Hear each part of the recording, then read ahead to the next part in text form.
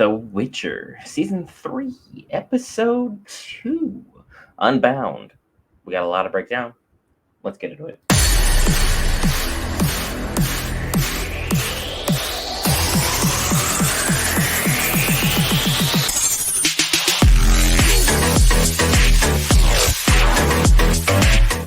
Hey guys, Brent here, back for Geek Variants, here for another exciting breakdown. Let's talk about Season 3, Episode 2 of The Witcher. Hit that lovely red subscribe button if you enjoy this style of content. Drop your thoughts in the comments below so we can talk to you about everything that we love, all things geek. But look, that arm monster that happened throughout this episode was horrifying. I don't even know where to begin in the realm of nightmares I do not want to revisit.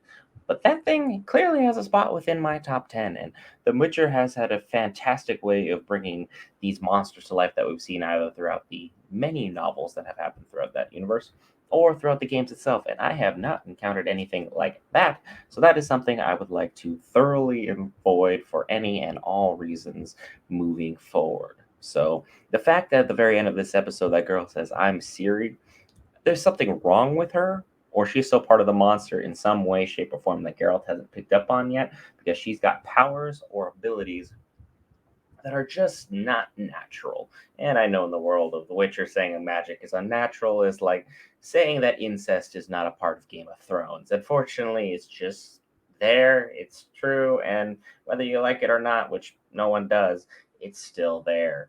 But that's just kind of how things are.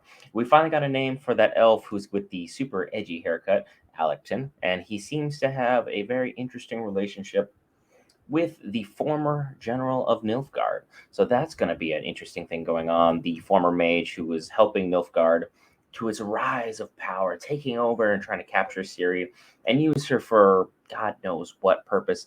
Although we do know the purpose is definitely for the king of Nilfgaard to finally have a queen befitting someone of his title, or as the games would have had it played out, as his daughter. So it's an interesting perspective to see which way they're going to go as either the true queen of Nilfgaard or more of a daughter figure.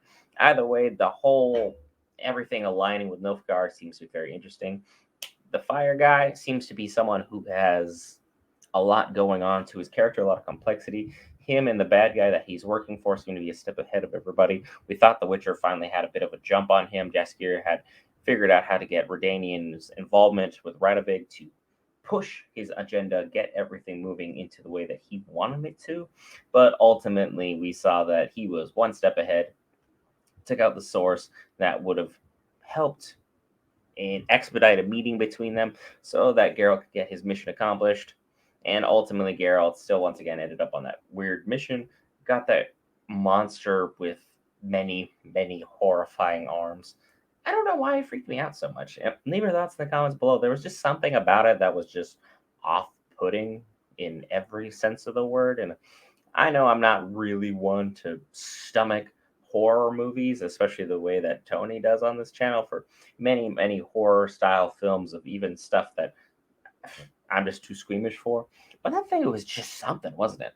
And then to say that having all these mages running around is going to make things simpler, definitely not. Having Yennifer as well shows Ciri her vision. What her past was, everything that she has caused because she wanted to do things her way, and she didn't care who she pushed out of the way, who she pushed to power, just as long as she was able to get what she ultimately wanted, what the consequences of that was. And she was like, I put the entire North at war. So for you to continue to keep acting like there's no consequences for this, and that just exerting your own free will because you have the power to, is not necessarily the best step. And in this universe, there's so many powerful people, powerful nations, large kingdoms that can just overthrow anyone with the right amount of numbers. Running around thinking you're going to be consequence free in this world, nah, this is not how it's going to be. Leave your thoughts in the comments below. I don't really have anything else. I really want to get on to episode 3.